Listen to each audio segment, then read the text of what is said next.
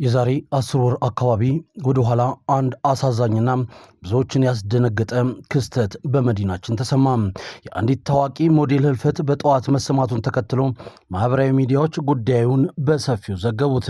የታዋቂው የአፋን ኦሮሞ ሙዚቃ አቀንቃኝ የሆነው ድምፃዊ አንዱዓለም ጎሳ ባለቤት የሆነችው ወይዘሮ ቀነኒ አዱኛ ህልፈት መሰማቱን ተከትሎ የተለያዩ ሐሳቦች ከዛም ከዚህም ይሰጡ ያዙ። የሞዴል ቀነኒ አዱኛ ህልፈት ከተሰማ 10 ወራት ቢያልፉትም ጉዳዩ አሁንም መነጋገሪያ መሆኑን እንደቀጠለ ነው። ዛሬ የተሰማው ምንድነው የሚለውን እንመለከታለን። አብራችሁን ቆዩ። ውድ የኢትዮ ኢንፎ ቤተሰቦች ይህንን ከ803 ሺህ በላይ ሰብስክራይበር ያለውን ቻናላችንን ሰብስክራይብ በማድረግ የደውል ምልክቷን በመጫን በየዕለቱ የምንለቃቸው መረጃዎች በፍጥነት እንዲደርሳችሁ አድርጉ። ይህ ኢትዮ ኢንፎ ነው።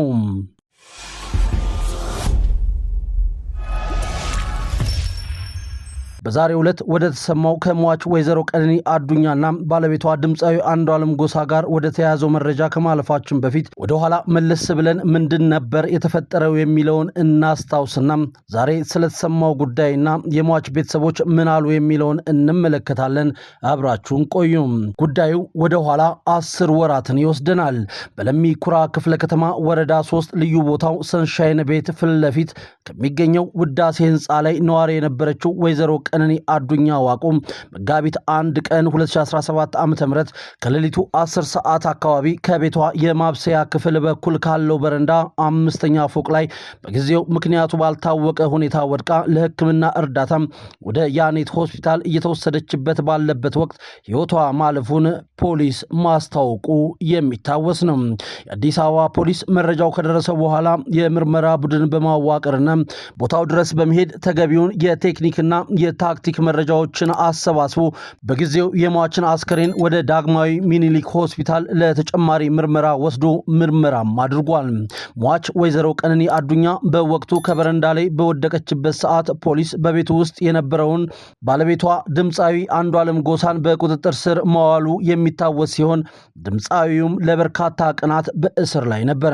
ክስተቱን ተከትሎ ድምፃዊው የፍቅር አጋሩ በሆነችው ቀነኒ አዱኛ ግድያ ተጠርጥሮ ከመጋቢት 4 2017 ዓ.ም ጀምሮ በፖሊስ ቁጥጥር ስር ሆኖ እንደነበር የሚታወስ ነው። የሟች የሞዴል ቀነኒ አዱኛ የቀብር ስነ ስርዓትም መጋቢት 3 ቀን 2017 ዓ.ም በመንበረ ጸባዖት ቅድስት ሥላሴ ካቴድራል አርቲስት አንዱዓለም ጎሳ እንዲሁም ቤተሰቦቿ፣ ወዳጅ ዘመዶቿ በተገኙበት መፈጸሙ የሚታወስ ነው። ከቀብር መልስ በነገታው ድምፃዊ አንዱዓለም ጎሳ በፖሊስ ቁጥጥር ስር ውሎ ማለትም ከመጋቢት 4 ጀምሮ ለ3 ወራት በእስር ላይ ሆኖ ጉዳዩን ሲከታተል እንደነበረም የሚታወስ ነው። ከ3 ወራት እስር በኋላም ፖሊስ ባለፉት ወራት ውስጥ ያደረገውን ምርመራ አጠናክሮ ውጤቱን ለአቃቢ ሕግ የሰጠ ቢሆንም አቃቢ ሕግ ግን ድምፃዊ አንዱዓለም ጎሳ ላይ የክስ መዝገብ ለመክፈት በፍርድ ቤት በተሰጠው 15 ቀናት ውስጥ አልቻለም። በጊዜውም ይህን ክስተት ብዙዎች እንዴት ብለው እንዲጠይቁ ያደረገ ሲሆን እስካሁንም ጉዳዩ ምላሽ አላገኘም። የሆነ ሆኖ ድምፃዊው ለ3 ወራት በእስር ላይ ቢቆይም አቃቢ ሕግ ክስ መመስረት ባለመቻሉ ምክንያት የፌዴራል ከፍተኛ ፍርድ ቤት አራዳ ምድብ ችሎት ሰኔ 3 ቀን 2017 ዓ.ም ያቀረበውን አቤቱታ ካየ በኋላ ድምፃዊ አንዱዓለም ጎሳ በ50 ሺህ ብር ዋስ እንዲለቀቅ መወሰኑ የሚታወስ ሲሆን ድምፃዊ አንዱዓለም ጎሳ ከእስር እንደተፈታ እንዲሁም ከጓደኞቹ ጋር በመሆን ወደ ባለቤቱ የቀብር ስፍራ ሥላሴ ቤተክርስቲያን በማቅናት ሻማ አብርቶ የህሊና ጸሎት ማድረጉ የሚታወስ ነው። የድምፃዊ አንዱዓለም ጎሳ ጠበቃ ሊበን አብዲ በሰዓቱ እንደገለጹት አንዱዓለም ከእስር የተለቀቀው ፖሊስ ሲያደርግ የነበረውን ምርመራ ካጠናቀቀ በኋላ አቃቢ ሕግ በተሰጠው ጊዜ ውስጥ ክስ ባለመመስረቱ ነው ያሉ ሲሆን ክስ የመመስረቻው የመጨረሻው ቀን ያለቀው አርብ ግንቦት 29 ነው ያሉት ጠበቃው ክስ መመስረቻ ቀኑ በማለፉ ቅዳሜ ግንቦት 30 2017 አካልን ነፃ የማውጣት አቤቱታ ማቅረባቸውን ገልጸው ስኬታማ እንደሆኑ በሰዓቱ ተናግረው ነበር። ይሁን እንጂ ጉዳዩ እስካሁን ሙሉ በሙሉ አለመዘጋቱን ጠበቃው በጊዜው ተናግረዋል። አቃቢ ሕግ በተሰጠው ጊዜ ውስጥ ክስ አልመሰረትኩም ወይም የፖሊስ ምርመራ ውጤት ክስ ለመመስረት በቂ አይደለም ብሎ ጉዳዩን አልዘጋውም። ስለዚህ የአቃቢ ሕግ ውሳኔ እየተጠበቀ ነው ሲሉም ጠበቃ ሊበን ጉዳዩን አስመልክተው ተናግረዋል። የሆነ ሆኖ የሟች ቀነኒ አዱኛ ጉዳይ ዛሬ ደግሞ ሙሉ ለሙሉ ጉዳዩ ከመደበኛ ፍርድ ቤት ወጥቶ በአባገዳዎች እየታየ እንደነበር የሚያሳዩ መረጃዎች ወጥተዋል።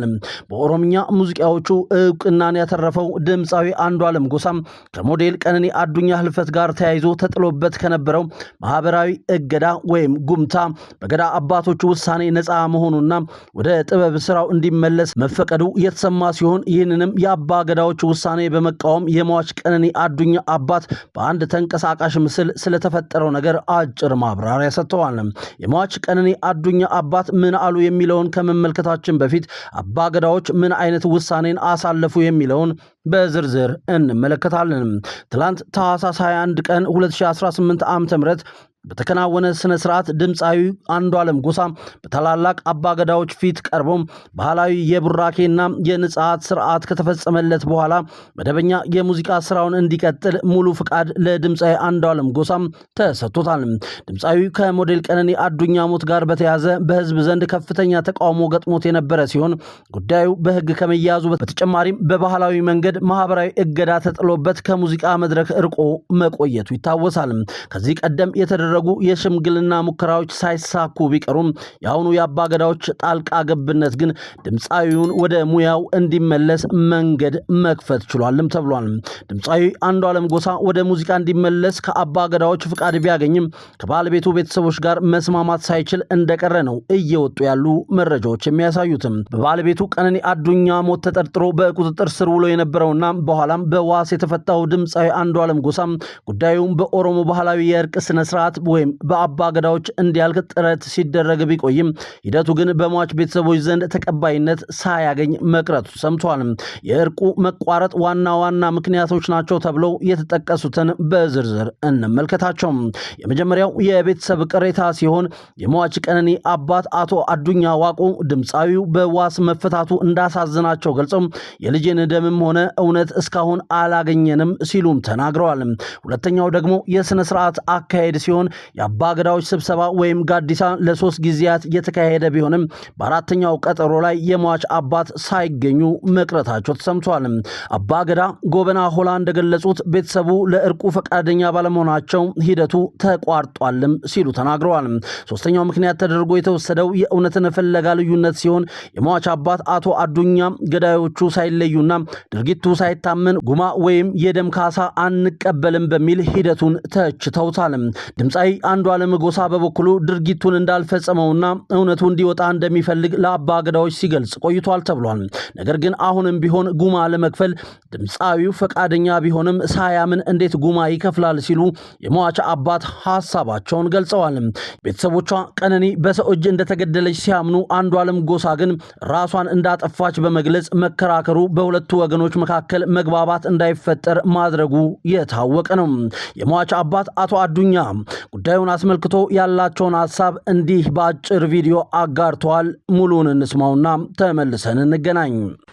መላው የኦሮሞ ህዝብ፣ መላው ኢትዮጵያ ህዝብ እንድታቁልኝ የምፈልገው እንደ ቀነኒ ቤተሰብ እኛ ከአባገዳዎቹ ጋር ያልተስማማንበት ቦታ የአባገዳን ስርዓት የገዳን ስርዓት አለመቀበል ሳይሆን አለማክበር ሳይሆን የቀነኒ ጉዳት በግልጽ ሊጣራ ይገባል ከሚል አኳያ ነው። ፊቷን እንደዚያ ያደረገው የደረሰባት ጉዳት መጠንና ጥልቀት መታወቅ አለበት።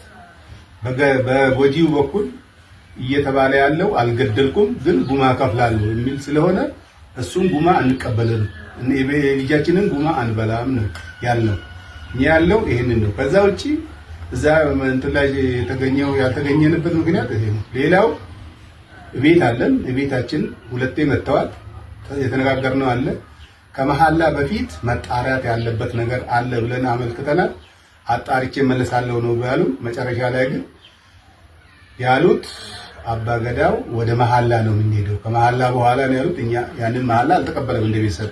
ይሄን እንድታውቁ እንፈልጋለን። በመጨረሻ ማለት የሚፈልገው መላው ውጪም ያላችሁ ውስጥም ያላችሁ ለቀነኒ ፍትህ ስትጠብቁ የነበሩ ኢትዮጵያውያን በሙሉ ከልብ የመነጨ ምስጋናችን እናቀርባለን።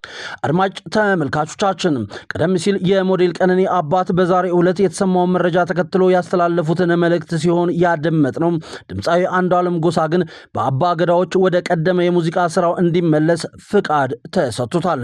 ውድ አድማጭ ተመልካቾቻችን ይህን ጉዳይ አስመልክቶ ያላችሁን የትኛውንም አይነት ሐሳብ አስተያየት አድርሱን ማለት እንወዳለን። ይህንን ከ803 ሺህ በላይ ሰብስክራይበር ያለውን ቻናላችንን ሰብስክራይብ በማድረግ የደውል ምልክቷን በመጫን በየዕለቱ የምንለቃቸው መረጃዎች በፍጥነት እንዲደርሳችሁ አድርጉ። አበቃው። መልካም ጊዜ